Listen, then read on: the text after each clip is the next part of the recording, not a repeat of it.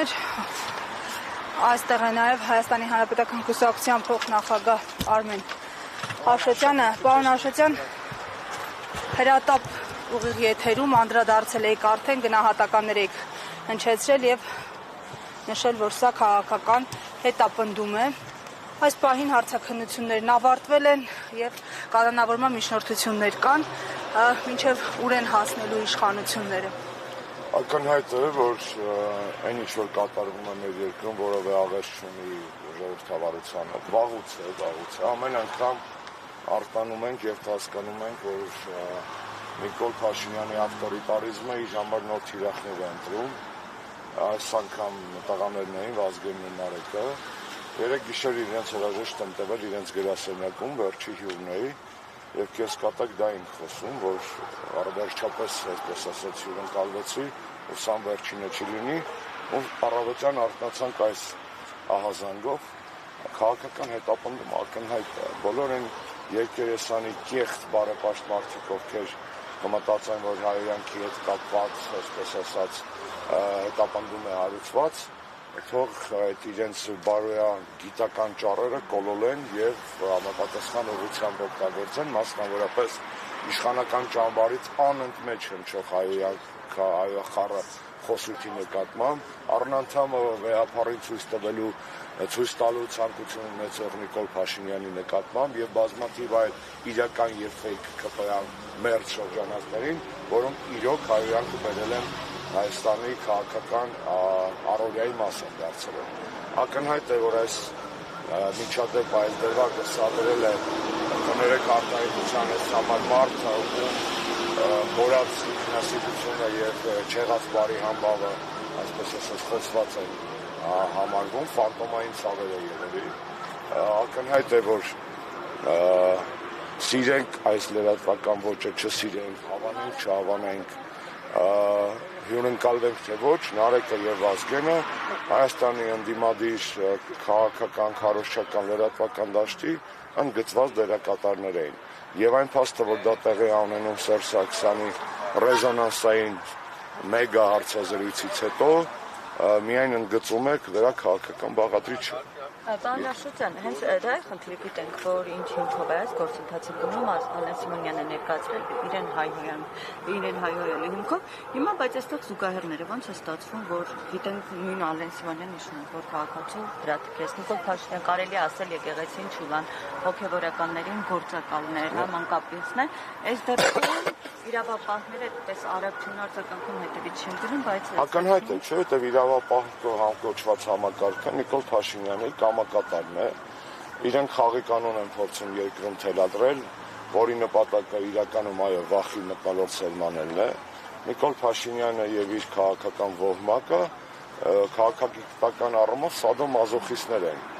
Մեր երկրից դուրս սիրում են մազոխիզմը, երկրի ներսում սադիզմը, որովհետեւ փոխանակ հակառակը անեն, ես հենց միտեղ կհասկանայք, ասել երկրի շահն են առաջ բրդում, դրսում ավելի, այսպես ասած, թասիբով են, ավելի պինդ են, ավելի բարոյական են եւ այլն։ Այնինչ արտերկրի տարբեր հարթակներում նսեմացվելու կոմպլեքսները փորձում են մաքրել երկրի ներսում քաղաքական ընդդիմախոսներին հետապնդելով։ Այստեղ երկրորդ կարծիք լինել պարզապես չի կարող, նորից կրկնեմ։ Մնացած ամեն ինչը կեղծ է, մնացած ամեն ինչը սատանեություն է, քաղաքական հետապնդումից զատ այս ամենում տեսնել որևէ այլ process նշանակում է լինել Նիկոլի երկրպագու եւ լինել Նիկոլ բառի ամենավատ իմաստով։ Ձեր մատնանշած օրինակներ, իմ նախապես բերված օրինակները հենց դրա մասին են վկայում։ Եվ վերջինը տեխնիկան խեն տարե։ Ինչ հայոյանք մնացել լույսերի արանքում, պետք է արգրավեն, թե կամերայի մեջ հայոյանքների խցանում կա, պետք է մաքրեն, որպես իրեղենապ։ Խեն տարե տեխնիկան, բարձա չէ, որ տեխնիկան տարել են կանխելու համար անտիֆեյքի գործունեությունը ոչ միայն Նարեկի եւ Վազգենի պրոյեկտի, այլ նաեւ մնացած բոլոր պրոյեկտների։ Մասկի շոուն ում համար է։ Մասկի շոուն Նիկոլ Փաշինյանի համար է։ Նիկոլ Փաշինյանը ասացի դες, այդպես ինչ-որ անհասկանալի ժանրի սիրահար է տեսանյութերի, չգիտեմ, մի օր որ իր կոմպյուտերը արգրավեն, երբ որ պատեպահը գա եւ վերջապես արդարությունը վերականգնի մեր երկրում, հետաքրքիր կլինի տեսնել, թե այնտեղից ինչ պարունակության նյութեր են դուրս գալու, հա։ Եվ պարոն Աշոտյան, հանգուցալուծումը ինչպես եք տեսնում, որովհետև այս գործընթացը կարծեք այսպես վերջ չունի։ Հանգուցալուծումը մի հատ է։ Եթե մենք չենք կարողանում փոխել Հայաստանի Հանրապետությունում իշխանությունը այս փուլում, առնվազն քաղաքական բանտարկյալների Հայաստանում ժողովրդավարական հետընթացի դեմ պայքարը պետք է լինի թիվ 1 օրակարգային հարցը։ Եթե դրսից աջակցություն կա Փաշինյանի իշխանությանը, դրսի աջակցությունը կարող է լինել անվերջ, բայց կարող է նաև լինել տատանվող։ Դրսի աջակցությունը կարևոր է քաղաքական գործընթացների համար, բնականաբար, բայց ներսի պարագայում մեր քաղաքացիների իրավունքների ոտնահարումը, խայտառակ ժողովրդավարության խայտառակ հետընթացը այլևս միջազգային ատյանների գործը չէ, որովհետև իրենց համար ակնհայտ է, որ դա քաղաքական գործիք էր ընդհանրապես։ Ժողովրդավարությունը քաղաքական գործիք էր արևմտյան եվրոպական կառույցների համար Հայաստանի կամ որևէ այլ երկրի ներսում լոլոներ կարդալու, որտեղ որ դա իրենց պետք չի, ժողովրդավարությունը չզարմանաք, որ Նիկոլ Փաշինյանը ենթադրենք այս թազասվիտալցկու անունը ինչ էր,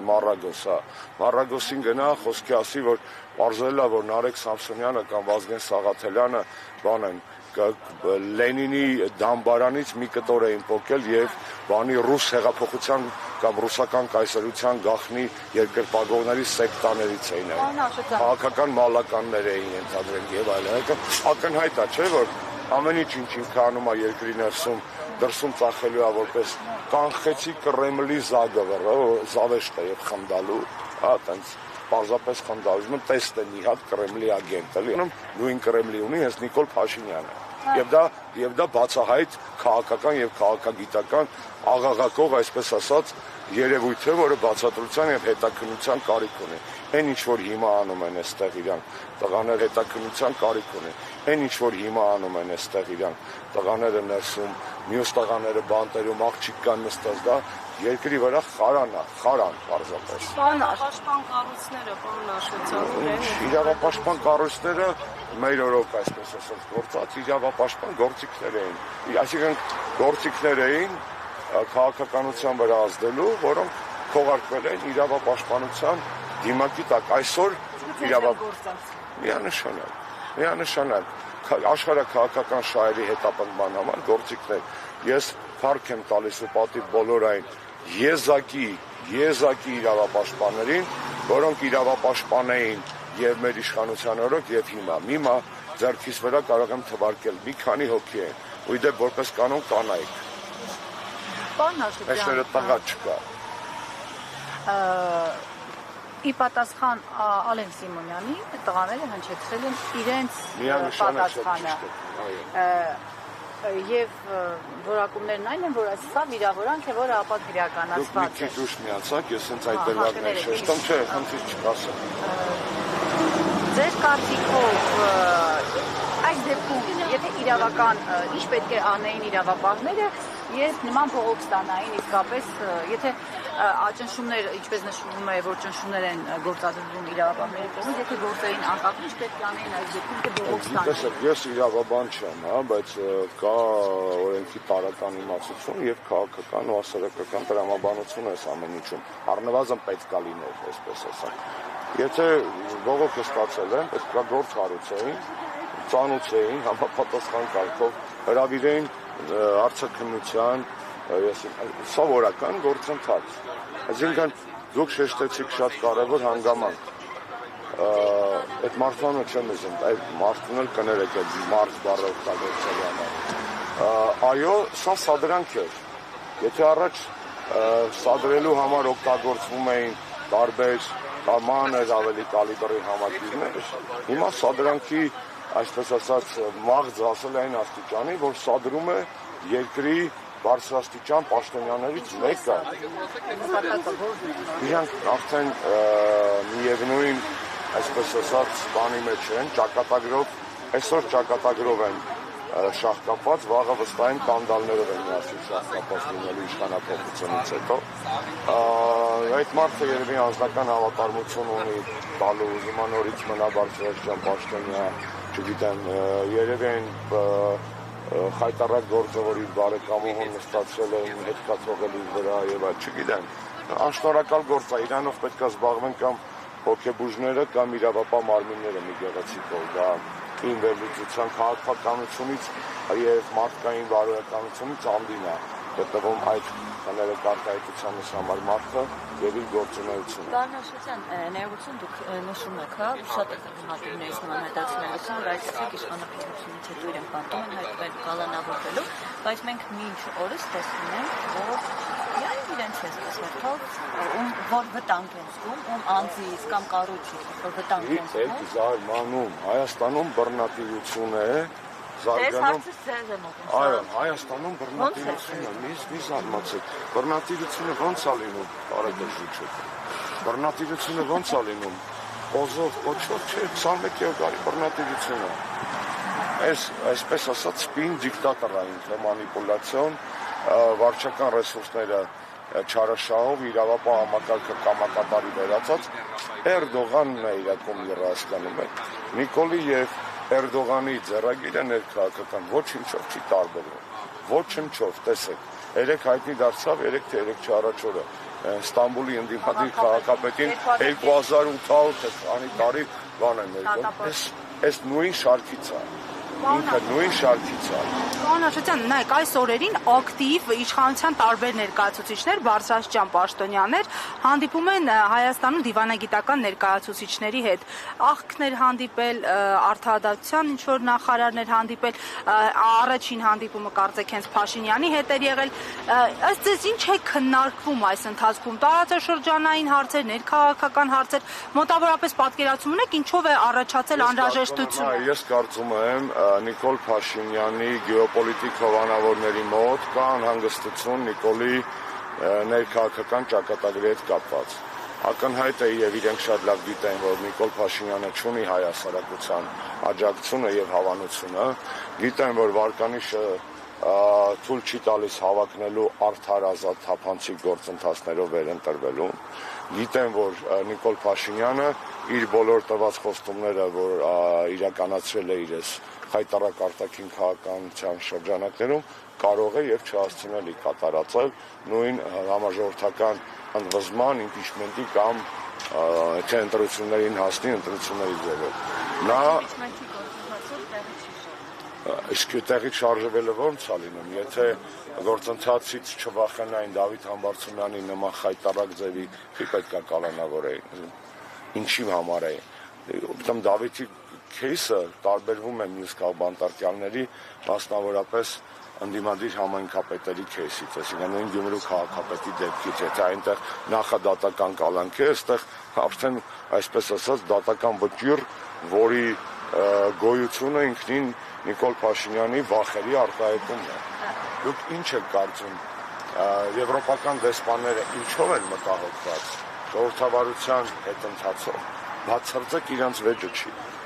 Իրանք իրանց Եվրոպական միությունում պրոբլեմ ունեն։ Եվրոպական հանձնաժողովի ղեկավարը Տիկին Ուրսուլա վան դեր Լեյենը եկել է նախաձեռնությամբ, որով ուզում է իր տակ աշխատող հետախուզական կառույց ստեղծի։ Ավտորիտարիզմի բուրգը անգամ Եվրոպական միությունում են փորձում կառուցել եվրոպական չինովնիկները։